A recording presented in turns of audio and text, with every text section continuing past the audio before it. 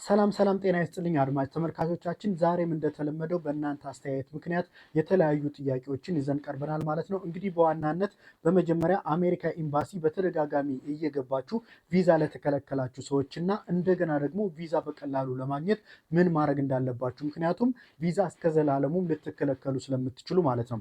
በሁለተኛ ደረጃ ደግሞ ምንድነው የአሜሪካን ሀገር ዜግነት ያላቸው ወላጆች በውጭ የሚወልዷቸው ልጆች እንዴት ዜጋ ማድረግ እንደሚችሉ እና በስንት ዓመታቸው ወይም ደግሞ ምን ማድረግ እንዳለባቸው። ምክንያቱም አንድ አሜሪካ ያለ ወይም የአሜሪካ ዜግነት ያለው ሰው ኢትዮጵያ ልጅ ቢኖረው በስንት ዓመቱ ነው የአሜሪካ ዜጋ ማግኘት የሚችለው ወይም ደግሞ ኢትዮጵያ ያለ የአሜሪካን ፓስፖርት ማግኘት የሚችለው እንዴት ነው የሚለውና በሶስተኛ ደረጃ ደግሞ በአሜሪካን ሀገር ቆይታን እንዴት ማራዘም ይቻላል ወይም ደግሞ እንዴት ቆይታውን ላራዝም የሚሉ ከህግ አንጻርና ከተለያዩ የሚሞሉ ፎርሞች አሉ።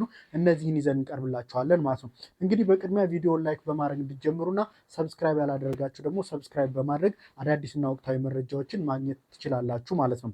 እንግዲህ በመጀመሪያ በተደጋጋሚ የአሜሪካ ቪዛ የተከለከላችሁ ወይም ለመጠየቅ ያሰባችሁ ሰዎች ምን ማድረግ እንዳለባችሁ መፍትሄዎችን ይዘን ቀርበናል ማለት ነው። እስከ መጨረሻው እንድትከታተሉንና ለወዳጅ ጓደኞቻችሁ ወይም ይህ ቪዲዮ ይጠቅማል ለምትሉት ሰውም ሼር እንድታደርጉለት በአክብሮት እንጠይቃለን ማለት ነው። እንግዲህ በአብዛኛው ቪዛ የሚያስከለክሉ ጉዳዮች ከዚህ በፊት የጉዞ ታሪክ የለህም ተብላችሁ ልትከለከሉ ትችላላችሁ። በሌላ መንገድ ደግሞ እዚህ አሜሪካን ሀገር ከመጣህ በኋላ ልትቀር ትችላለህ በሚል አንዳንድ ጊዜ ደግሞ ቪዛ ሊከለክሉ የሚባሉ ሌሎች ነገሮች ወይም ደግሞ ሰዎች አሉ። ለምሳሌ እናንተ አሜሪካ ከመጣችሁ በኋላ አትመለሱም ተብሎ ከታሰበ ወይም ደግሞ ትመለሳላችሁ ተብሎ የማይጠበቅ ከሆነ ይህ ቪዛ ዲናይል ትደረጉ ወይም ደግሞ ልትከለከሉ ትችላላችሁ ማለት ነው። እንደገና ደግሞ ብዙ ጊዜ የተሳሳተ ወይም ሐሰተኛ ማስረጃ ማቅረብ፣ ማጭበርበር ወይም ለቪዛ ኦፊሰሩና ለኤምባሲው የተሳሳተ ማስረጃዎችን ማቅረብ ናቸው ማለት ነው። እንግዲህ የአሜሪካ ቪዛ ለማግኘት ኢንተርቪው እና የተለያዩ የምትጠይቋቸው በርዝ ሰርቲፊኬት ሊሆን ይችላል፣ ሌሎች ማስረጃዎች ሊሆን ይችላሉ። እነዚህ ነገሮች አሉና እነዚህ ነገሮችን በምታቀርቡበት ጊዜ የተሳሳተ ማስረጃ ወይም ደግሞ ትክክለኛ ያልሆነ ማስረጃ ከሆነ ቪዛ ሊያስከለክላችሁ ይችላል ማለት ነው። ይሄ ዋነኛውና የመጀመሪያው ትክክለኛ ማስረጃ ማቅረብ እንደሚጠበቅባችሁ ያሳያል ማለት ነው። ይሄ የመጀመሪያው ሪዝን ይሆናል ማለት ነው። ሌላው ደግሞ ምንድነው ሜዲካል ኮንዲሽን እና ወንጀል የፈጸመ ሰውም ሊከለከል ይችላል ማለት ነው። እንግዲህ ይሄ ከኢትዮጵያም ከተለያየ ሀገር የአሜሪካ ቪዛ ለማግኘት ብቻ ሳይሆን እዛው አሜሪካ ያለን የተለያዩ ወንጀሎችን የሚፈጽሙ ሰዎች እና ሜዲካል ኬዝ ያለባቸው አስቸጋሪ ሁኔታ ሊኖርባቸው ስለሚችል ይሄ ሁለተኛው ሊያስከለክል የሚችለው ጉዳይ ይሆናል ማለት ነው። አንዳንድ ጊዜ ደግሞ ወደ አሜሪካን ሀገር ለ3 ወር ወይም ለ6 ወር መቆየት ሲገባቸው አሜሪካን ሀገር ኦቨርስቴይ ያደርጋሉ። ይህ በቀጣይ ወደ አሜሪካ ለመምጣት ቪዛ ሲጠይቁ በሚቀጥለው ወደ አሜሪካን ሀገር እንዳይገቡ ቪዛ ሊከለከሉ ይችላሉ ማለት ነው። እንግዲህ ከዚህ በፊት ሌላ ቪዲዮ ሰርችላችኋለሁ፣ እሱን ሄዳችሁ ማየት ትችላላችሁ። ይሄ ለምሳሌ ምንድነው አንዳንዴ በጉብኝት ሊሆን ይችላል፣ በተለያዩ ኬዞች ለስራም ሊሆን ይችላል፣ ቪዚት ቪዛ ሊሆን ይችላል፣ የተለያዩ የቪዛ አይነቶች ስላሉ ማለት ነው። ወደ አሜሪካ ለምሳሌ ለ3 ወር ወይም ለ6 ወር ሊሆን ይችላል። ከገባችሁ በኋላ ለምሳሌ አንድ ሰው ለ3 ወር ወይ ለ6 ወር ተብሎ ከገባ በኋላ ቀኑ ሳይደርስ አሜሪካን ለቆ መውጣት አለበት ማለት ነው። ያን ካላደረገ የምትቆዩበት የጊዜ ርዝማኔ ከ3 ዓመት እስከ 10 ዓመት ወደ አሜሪካ ድጋሚ እንዳትገቡ ለዛን ያክል ጊዜ ልትገደቡ ትችላላችሁ ማለት ነው። እንደ ቆይታችሁ ጊዜ ወይም ደግሞ ከገባችሁ በኋላ ኦቨርስቴይ እንዳደረገባችሁበት ጊዜ ማለት ነው። እንግዲህ አሜሪካን ሀገር ከመጣችሁ በኋላና የተፈቀደላችሁ ቆይታ ከተጠናቀቀ መፍትሄ አለው። ይህም ከመጣችሁበት ሰው ጋር ወይም ዘመዶቻችሁ ወይም መጀመሪያ ፋይል ያደረጉላችሁ ሰዎች ጋር ኤክስትሪም ሃርድሺፕ እንዳለ ማሳየት ትችላላችሁ ማለት ነው። ለምሳሌ ለቪዚቲንግ ሄዳችሁ ሊሆን ይችላል፣ ለስራ ሄዳችሁ ሊሆን ይችላል። 3 ወር ወይ 6 ወር ከቆያችሁ እንደገና ደግሞ ከዛ በላይ መቆየት፣ ለምሳሌ ቪዚቲንግ የሄደ ሰው የተለያዩ ከተማዎችን ማየት ፈልጎ ብዙ ቀን ወይም ደግሞ 3 ወር ተፈቅዶለት ከዛ በላይ መቆየት ከፈለገ፣ 6 ወር ተፈቅዶለት ከዛ በላይ መቆየት ከፈለገ ማድረግ ያለባቸው ነገሮች አሉ፣ የሚጠይቃቸው ነገሮች አሉ፣ የሚሞላቸው ፎርሞች አሉ። እነሱን እንመለከታለን ማለት ነው። እንግዲህ ይሄ ሃርድሺፕ ወይም ደግሞ ኤክስትሪም ሃርድሺፕ ማለት I-601 ወይም ደግሞ I-601 የተባለ ፎርም በመሙላት አሜሪካን ያለው እናቱ ሊሆን ይችላል፣ አባቱ ሊሆን ይችላል፣ ሚስቱ ሊሆን ይችላል፣ ወይም ባሏ ሊሆን ይችላል። እኔ ወደ አሜሪካን ሀገር ባለመሄዴ እጅግ በጣም ይቸገራል፣ ህመም ካለበት ህመም አለበት፣ ፋይናንሻል ይቸገራል፣ እኔ ነኝ ልረዳው የምችለው፣ ልጆች አሉና እኔ ነኝ ልረዳው የምችለው በማለት መጠየቅ ትችላላችሁ። ወይም ደግሞ እንደዚህ ብላችሁ ይህን ፎርም ሞልታችሁ መጠየቅ ትችላላችሁ ማለት ነው። ስለዚህ ኤክስትሪም ሃርድሺፕ ለምሳሌ ልጆች ካሉት እሱ ታማሚ ከሆነ ፋይናንሻል ገቢ ብዙም ከሌለው እናንተ አሜሪካ ስትኖሩ የምታግዙትና የምትረዱት ከሆነ በዚህ መልኩ ሃርድሺፑን አስገብታችሁ መሆን አለበት። ይሄ ግን የሚሆነው ምንድነው ዴድላይኑ ወይም ደግሞ ለ6 ወር የተፈቀደላችሁ ወይም ለ3 ወር የተፈቀደላችሁ ከሆነ ከዛን ቀን በፊት አፕላይ አድርጋችሁ ከመውጫችሁ ወይም ደግሞ ከኤግዚት ቀናችሁ በፊት አፕሩቭ ከተደረገላችሁ ብቻ ነው ይሄ ነገር ጠቃሚ ሊሆን የሚችለው። ግን ይሄ ፈቃድ ይሰጠናል ብላችሁ ኦቨርስቴይ 3 ወር ተብላችሁ ከዛ በላይ ብትቆዩ ወደ ኢትዮጵያ ከተባረራችሁ በኋላ ድጋሚ ለመግባት ትቸገራላችሁ ማለት ነው። እንግዲህ እነዚህ ነገሮችን ኤክስትሪም ሃርድሺፕ ፎርሙን በመሙላት አፕላይ ማድረግ ይሆናል ማለት ነው። በሁለተኛ ደረጃ የምንመለከተው ጉዳይ ደግሞ የአሜሪካ ሀገር ዜግነት ያላቸው ወላጆች ከአሜሪካ ውጭ የሚወልዷቸው ልጆች እንዴት ዜጋ ማድረግ እንደሚችሉ እንመለከታለን ማለት ነው። ለምሳሌ አንዳንዱ ሰው አሜሪካ ሀገር ዜግነት ካለው የራሱን ልጅ ዜግነት እንዲያገኝ ማድረግ ይጠበቅበታል። ማድረግ የማይጠበቅበት እንዴት ነው የሚያገኘው፣ ፕሮሲጀሩ እንዴት ነው የሚለውን ኢንዲቴል እናያለን ማለት ነው። እንግዲህ አንድ አሜሪካዊ በትውልድ ወይም በሕግ የዜግነት መብት ካገኘ በኋላ የሚወልዳቸው ልጆች ወዲያውኑ ዜጋ ነው የሚሆኑት። እነዚህም አሜሪካ ያሉትም ወይም ደግሞ ውጭ የተወለዱትም እንደማለት ነው። ስለዚህ አንድ አሜሪካዊ ከአሜሪካ ውጭ ወይም እዛው አሜሪካ የተወለደ ልጅ ካለ እዛው አሜሪካ ከሆነ ኢሚዲየትሊ የአሜሪካ ዜግነት ነው የሚያገኘው።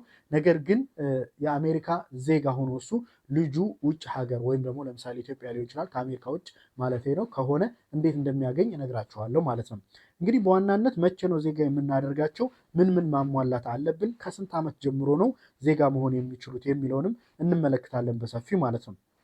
ልጆች ዜጋ የሚሆኑት ወዲያውኑ በተወለዱበት ቀን ሲሆን ወላጁ አሜሪካን ሀገር ለ5 ዓመት መኖር አለበት ወይም ደግሞ 5 year ሬዚደንስ የሚባለው ማለት ነው። ስለዚህ የእናንተ ልጅ ወይም አሜሪካ ያላችሁት ሰዎች ልጆቻችሁ አሜሪካዊ ለመባል ምን መሆን አለበት ማለት ነው? እናንተ ዜጋ ሆናችሁ አሜሪካን ሀገር 5 ዓመት መቀመጥ ወይም መኖር ይኖርባችኋል ማለት ነው።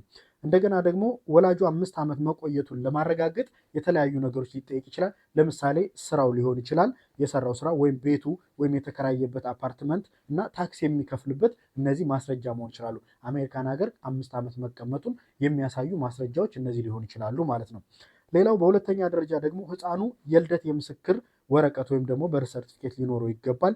ኦፊሻሊ የእናት የአባት ስም ያለበት ማለት ነው። ያ በርዝ ሰርቲፊኬቱ አባትየው እናትየው ስም ያለበት ትክክለኛ የሆነ በርዝ ሰርቲፊኬት መሆን አለበት የልጅየው ማለት ነው። አባቱ 5 ዓመት የኖረና ልጁ የልደት ሰርቲፊኬት ካለው ልጁ ኢትዮጵያ ሆኖ የአሜሪካ ፓስፖርት ወዲያውኑ ሊያገኝ ይችላል ማለት ነው። ወላጁ በቅድሚያ እንግዲህ ኮንሱላር ሪፖርት ኦፍ በርዝ አብሮድ የሚባለውን ፎርም በመሙላት ተያያዥ ማስረጃዎችን ያቀርባል። ያ ማለት ህፃኑ ባለበት ኤምባሲ ማለት ነው። ለምሳሌ አንድ አሜሪካዊ ወይም አሜሪካ ዜግነት ያለው ኢትዮጵያዊ ኢትዮጵያ ውስጥ የሆነ ልጅ ቢኖረው ኢትዮጵያ ኤምባሲ ሄዶ ይህን ፎርም በመሙላት አፕላይ ያደርግለታል ልጁ ማለት ነው። ነገር ግን ወላጁ ህፃኑ ከተወለደ በኋላ የአሜሪካ ዜግነት ወይም ደግሞ የአሜሪካን ሀገር ዜግነት ያገኘው ከሆነ አካሄዱ ይለያል ማለት ነው። ይህ ከላይ የተጠቀሰው ፎርም ወይም ደግሞ ኮንሱለር ሪፖርት ኦፍ በርዝ አብሮድ የሚባለው ፎርም አይሞላም። በተጨማሪ ህፃኑ እዛው ባለበት ሀገር ፓስፖርቱንም ላያገኝ ይችላል፣ ቅድም እንደነገርኳችሁ ማለት ነው። በሶስተኛ ደረጃ የምንመለከተው ጉዳይ ደግሞ አሜሪካን ሀገር ለተወሰነ ቆይታ ከመጣችሁ በኋላ እንዴት ማራዘም እንደምትችሉ እንመለከታለን ማለት ነው። ለምሳሌ አንድ ሰው አሜሪካ ከገባ በኋላ የተሰጠው ዴድላይን አለ። ለምሳሌ አሜሪካን ከመጣ 3 ወር ነው ወይም ደግሞ 6 ወር የሚፈቀድልህ ከተባለ ያ ቀን ከመድረሱ በፊት አሜሪካን ለቆ መውጣት አለበት እና ኢንኬዝ ችግር ቢገጥማችሁ እንዴት እንደምታራዝሙ ምን ማድረግ እንዳለባችሁ በሰፊው እናያለን ማለት ነው። እንግዲህ አሜሪካን ሀገር በተለያዩ ጉዳዮች የሚመጣ ሰው ማለትም በቪዚተር ቪዛ፣ ኤች4 ቪዛ፣ ቢ2 ቪዛ፣ ኤፍ2 ቪዛ፣ ጄ2 ቪዛ የሚመጣ ሰው በጊዜያዊነት ወደ አሜሪካ ከመጣ በኋላ ሊያራዝም ይችላል። ቅድም እንዳልኳችሁ በህመም ሊሆን ይችላል፣ በቤተሰብ በተለያዩ ኬዞች ኢቭን የተለያዩ ሀገሮችን መጎብኘት ተጨማሪ ቀናት ቢያስፈልገው እንዴት መጠየቅ እንዳለበትና መቆየት እንዳለበት በዲቴይል ወይም ደግሞ በደንብ እናያለን ማለት ነው። እንግዲህ ይህ I-94 ወይም I-94 ድንጋጌ ሲሆን አሜሪካን ሀገር ገብተህ ለ3 ወር እንድትቆይ ነው የፈቀድንልህ እና ከ3 ወር በኋላ ግን መውጣት አለብህ የሚል ፎርም ትሞላላችሁ ወይም ደግሞ ሞልታችሁ ነው የምትመጡት። ስለዚህ በዛ መሰረት ነው እንድትወጡ የምትገደዱትም ማለት ነው። ስለዚህ ምንድነው የምታደርጉት? 6 ወር ወይም 3 ወር ቆይታ ከሆነ ቀድሞ መውጣት አለበት ማለት ነው። ግን መቆየት ስትፈልጉ ደግሞ ነገር ግን ለጉብኝት የመጣ ሰው ለምሳሌ ተጨማሪ ከተማዎችን መጎብኘት ከፈለገ ወይም በቤተሰብ ምክንያት በህመም ምክንያት ወይም ሌላ የምትቆዩባቸው ምክንያቶች ሊኖሩ ይችላሉ። ስለዚህ ከቆይታ በኋላ ወይም ደግሞ ከቆያችሁ በኋላ መዘግየት በቀጣይ ቪዛ ሊያስከለክል ስለሚችል ህጋዊ መንገዶችን ብቻ መከተል ያስፈልጋል። ቅድም እንዳልኳችሁ በ3 ወር ውጡ ከተባላችሁ ከ3 ወር በኋላ አሜሪካን ሀገር ከቆያችሁ በቀጣይ ወደ አሜሪካ ቪዛ ፈልጋችሁ ስትጠይቁ ጭራሽ ትከለከላላችሁ። ከ3 ዓመት ጀምሮ እስከ 10 ዓመት አሜሪካ እንዳትገቡ ልትከለከሉ ትችላላችሁ ማለት ነው። እንግዲህ ቆይታችሁን ለማራዘም I-539 ወይም ደግሞ I-539 የሚባል ፎርም በመሙላት ማራዘም ትችላላችሁ ማለት ነው። እንግዲህ እንዴት ነው የሚሆነው? ይህ I-539 የሚለው የፈቀዳችሁልኝ 3 ወር ብቻ ነው፣ ነገር ግን እኔ ከ3 ወር በላይ መቆየት እፈልጋለሁ፣ ምክንያቱ ደግሞ ይሄ ነው የሚል ምክንያት አቅርባችሁ አሳማኝ የሆነ ሶሊድ የሆነ ምክንያት አቅርባችሁ እናንተ መቆየት ወይም ደግሞ ቆይታን ማራዘም ትችላላችሁ ማለት ነው። እንግዲህ አሳማኝ ምክንያቶች በመደርደርና ቆይታችሁ ከማለቁ በፊት ቀደም ብላችሁ ስፔሻሊ ከ45 ቀን በፊት ማመልከት ይጠበቅባቸዋል ማለት ነው። ይህም ፕሮሰስ አድርገው ምላሽ ለመስጠት ጊዜ ስለሚወስድ ነው። ለምሳሌ 6 ወር ከሆነ አሜሪካ እንድትቆዩ የተፈቀደው እናንተ ከ2 ወር በፊት ወይ ደግሞ ከ45 ቀን በፊት ብትጠይቁ በዛ ፕሮሰስ ተደርጎ እናንተ ኦቨርስቴይ ጨርሳችሁ መውጫችሁ ቀን ሳይደርስ ያ ነገር ሊፈቀድላችሁ ይችላል። ካልተፈቀደም ደግሞ ተመልሳችሁ ልትመለሱ ትችላላችሁ ማለት ነው። ይህም ምንድነው ሳይፈቀድላችሁ ቀኑ ካለፈ ከ3 እስከ 10 ዓመት በቀጣይ ስለምትከለከሉ ማለት ነው፣ ቅድም እንደነገርካችሁ። ሌላው ደግሞ ምንድነው USCIS ምክንያቱን ካመነበት ተጨማሪ ቀናቶች ወይም ወራቶች ይፈቅድላችኋል። ነገር ግን ተመልሰ በቀኑ እንድትወጣ I-94 ይልኩላችኋል ከ2 እስከ 4 ወር ድረስ ማለት ነው። ስለዚህ እነዚህን ነገሮች ፕሮሰስ አድርጋችሁ እናንተ ኦቨርስቴይ ወይም ደግሞ ተጨማሪ ቀን ማስፈቀድ ትችላላችሁ ማለት ነው። ነገር ግን ያስገባችሁት የማራዘሚያ ማመልከቻ ውሳኔ ሳይመጣ የቆይታ ጊዜ የሚያልፍ ከሆነና እናንተም ይፈቀድልኛል ብላችሁ ኔጌቲቭ ውሳኔ ቢመጣ በቀጣይ የአሜሪካ ቪዛ ስትጠይቁ ከ3 እስከ 10 ዓመት ትታገዳላችሁ። ይህም ባሳለፋችሁት የቆይታ ርዝመት ይወሰናል ማለት ነው። ስለዚህ የዛሬ ቪዲዮአችን ይሄን ይመስላል። ያልገባችሁ ጥያቄ ካለ በኮሜንት አሳውቁኝ። እንዳሁኑ ኢንዲቴል የተለያዩ ማስረጃዎችን በማሰባሰብ ቪዲዮ ሰርቼ ያቀርብላችኋለሁ። በኮሜንት ሪፕላይ የሚያስፈልገው ከሆነም ሪፕላይ አደርግላችኋለሁ ማለት ነው። እንግዲህ ሰብስክራይብ ያላደርጋችሁ ሰብስክራይብ እንድታደርጉ እየጠየቅን ይህ ቪዲዮ ያስፈልጋል ለምትሉ ሰውም ሼር እንድታደርጉ እንድታበረታቱ እንጠይቃለሁ። በሌላ ቪዲዮ እስከምንገናኝ መልካም ቆይታ